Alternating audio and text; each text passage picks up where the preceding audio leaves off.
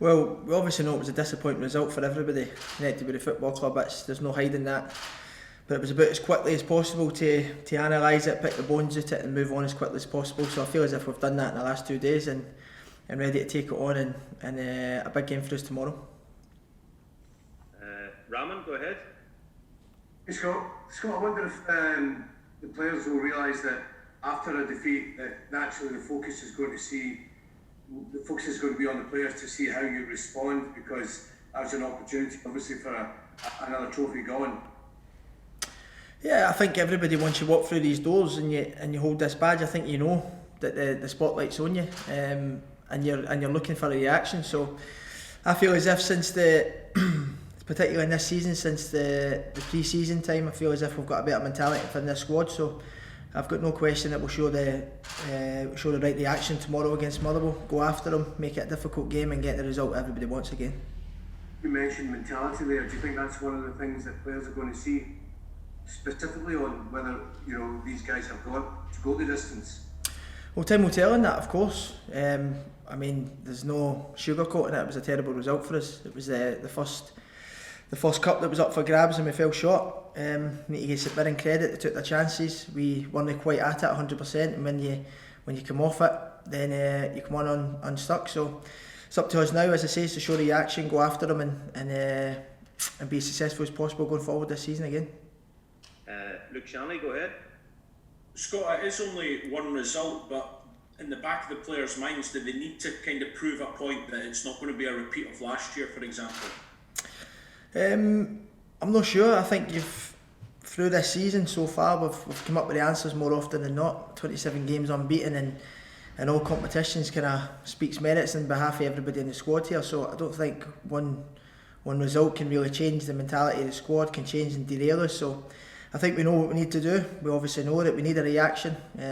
If you're going to be successful in May, then these are the games you need to take care of. And as I say, it's a game that we're all looking forward to. And Andy Newport, please.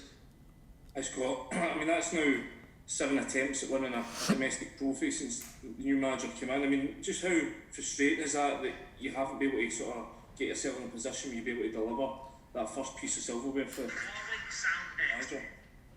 Well, of course it is frustrating. As I said, when it's the first cup up for grabs, you want to stick your name on it. We fell short of it, and there's one thing you can do about it. You can cry about it, you can make excuses for it, or you self-reflect and pick the bones, analyse it and go again, and that's exactly what we've done. And as I know that group of players in here. I know what the manager's all about, I know what the staff's all about, so I'm fairly sure you'll see a reaction. You've obviously had slip-ups the last 2 seasons where things have got away from you, but do you feel that in terms of mindset that you're stronger for those experiences and that you can sort of use the strength that you've gained from them to sort of recover from this one and make sure things don't spiral away from you? Of course, I think you've seen the reaction for us for the 3 games. I would probably say the Livingston Hibs and the Benfica game, probably away, where it got away for us. Games that we should have won, games that we were in positions to go and take the game and finish it off. So I think you've seen that. And as I say, I think you will get the right reaction tomorrow. We all know how good this team is within the squad, and I think we'll get that. I don't think one game should derail what we've done. 27 games is a good achievement, and we need to go on a run again and show everybody what we're all about. What do you make of Motherwell this season? What do you make of their strengths and weaknesses this term? I think again, I think when we played them this time early in the season, I think they were in a false position. I think the calibre of player wasn't there. I think they were down the bottom of the league at that time. So they've got strengths all over the pitch. They've got goals for different areas. They can hit us in the break. So it's one that we're not taking lightly. And as I say, if you disrespect any opponent, you become arrogant in this. Then you come short at some distance. So it's not a game that we're going to take lightly for sure. Cheers, Scott.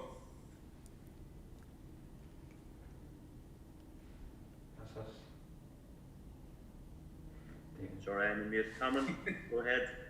Morning, Scott. Scott, can I just ask, we had Jermaine on recently talking about how he's had to amend his regime because of his fitness levels and stuff, and you've obviously featured very heavily this season. Are you making any changes to your regime and your schedule in order to keep yourself fit for the amount of games that you're having to play? Probably no. To be honest with you, I think when you're ready to go, you need to make sure you're at 100%. I think if you ask any player, they'd rather be playing games than training. And we're in probably 5 months into the season. We've played a hell of a lot of games so far and featured so heavily. So I've said this before, we have got the best kind of kitchen staff up there, masseuses, sports scientists, physios. So it helps us in times like this when the schedule's as hectic as it is. You just need to eat right, recover right, and be ready to go again. And I don't think I'm doing anything particularly different. I think obviously the international breaks has helped me being as fresh as possible and coming back. So I've enjoyed it and I'm ready to go again.